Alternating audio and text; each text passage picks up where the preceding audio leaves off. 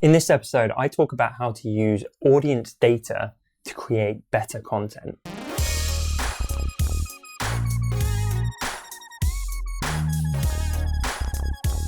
Welcome to episode 143 of the Honest Entrepreneur Show, where I help creatives like you to master your marketing. My name's Tom Ross, and let's get into it. I don't know why, I think this is actually coming from all kinds of factors, but I'm starting to feel more comfortable on the YouTube. I know most of you right now are listening to my voice on the audio podcast, but I feel like I'm starting to talk to a person. I want to address you watching right now. And that is a funny thing to do, because when you first start YouTubing, it's like, I'm just talking to a camera right now, and it's pretty awkward. But I think like we've got our own space, there's less distractions, I'm more used to doing it.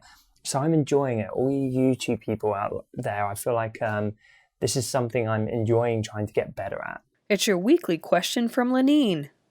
Social media platforms and content schedulers often give insight into my followers, such as location, age, etc. Will you please do a brief walkthrough of how to leverage that information to grow my reach and better serve my ideal audience? Yes. I love the intro there, by the way, Rachel, doing the voiceover. Yeah, so I like this stuff. I've talked before about defining your audience, coming up with like audience personas and that kind of thing. So I would take some of those hard metrics and I would use them to actually try and conceive of this hypothetical audience member.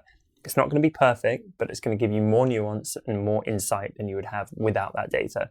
I would then start reverse engineering content that you think is going to appeal to those people.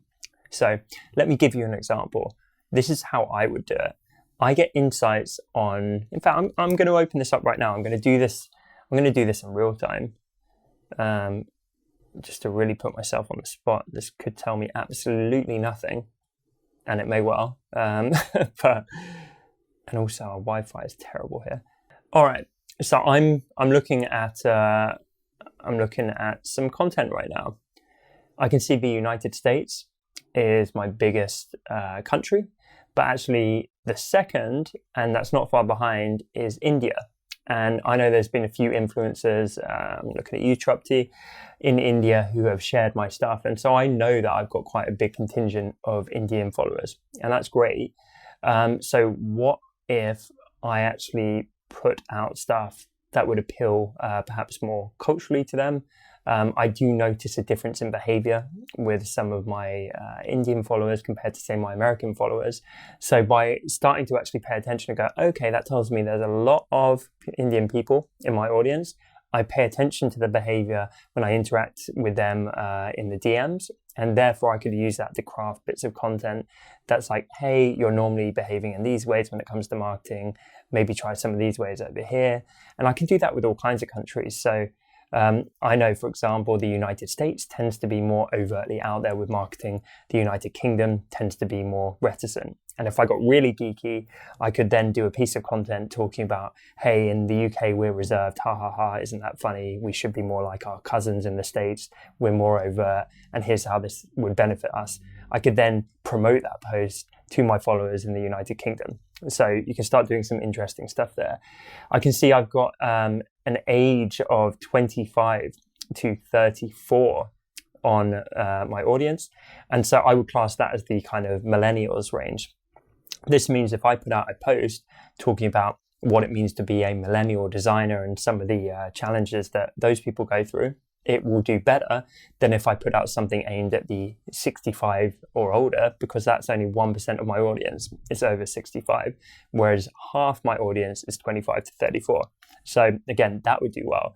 I can see there is an 18 to 24 age group is a quarter of my audience. So that is the second place one. So I can maybe do something about like what to do fresh out of college or as a grad or something like that, and predict, again, that would probably over index. I can see I'm nearly half and half, but I'm slightly more women in my audience. So I can maybe put out something aimed at them and said, like, you know, I could try and give, without being too short-sighted, I could try and give like a male's perception of how I actually personally think it's unfair, as I would class myself to be a feminist, that women are featured so much less often in roundup posts and compilations, and just getting that love in the industry, and how that's perhaps not necessarily fair, because actually there seem to be more female creatives out there, but they're getting less exposure and love. And so that might be something which is near and dear to my beliefs, but also might resonate with my audience. So that's a few insights right there, but that could be completely different. If I had a bunch of 65-year-olds, I could put out content about how to do this as a hobby in your retirement, or how to make money from your creativity in your retirement. So do use that data to reverse engineer content around your audience personas. I hope that helps, Lenine. Question of the day. Do you know who your audience are? Have you got any kind of rough audience persona, or do you feel like you're shooting in the dark?